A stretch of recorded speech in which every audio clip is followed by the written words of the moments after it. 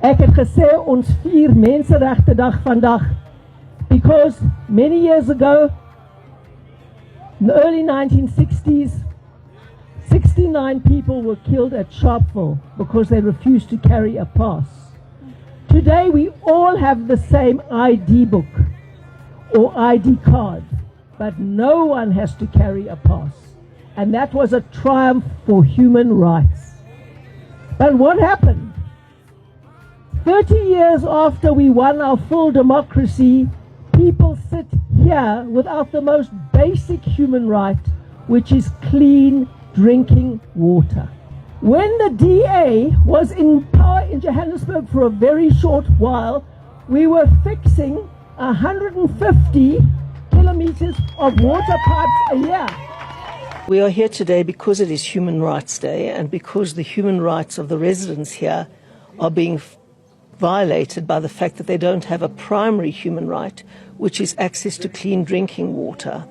Now, you mentioned Hurst Hill, and we understand that the Hurst Hill Reservoir has not been maintained by the Johannesburg City Council for many years. It has cracks in it, it can't be filled, and that is the reason that the people living in these communities don't have water.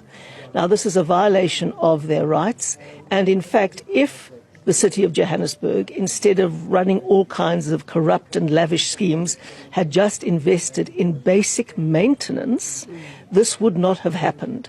And that is what happens when people have a government that really doesn't care about them and just cares about enriching cadres. And we are saying to all the people living here, in DA-run municipalities, this doesn't happen because we always invest in maintenance and make sure that the reservoirs are fixed and that the water supply is working.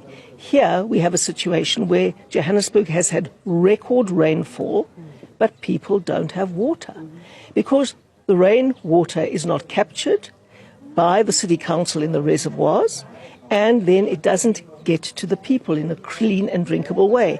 And it's tragic when I've been to all these flats, I see they filled their bathtubs with water that they've collected outside when it rains, so that they have water to flush their toilets. But they battle to get water to put, for example, in a kettle to have a cup of tea.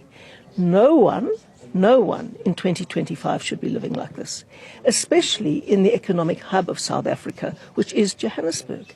And here you have should be the richest municipality in the country. They're bankrupt now because of all the misspent money and the corruption.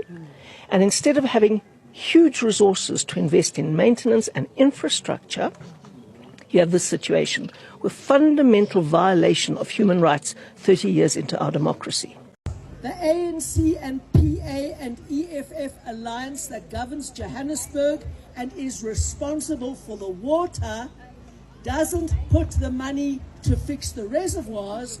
They want to put the money into their own back pockets through corrupt schemes.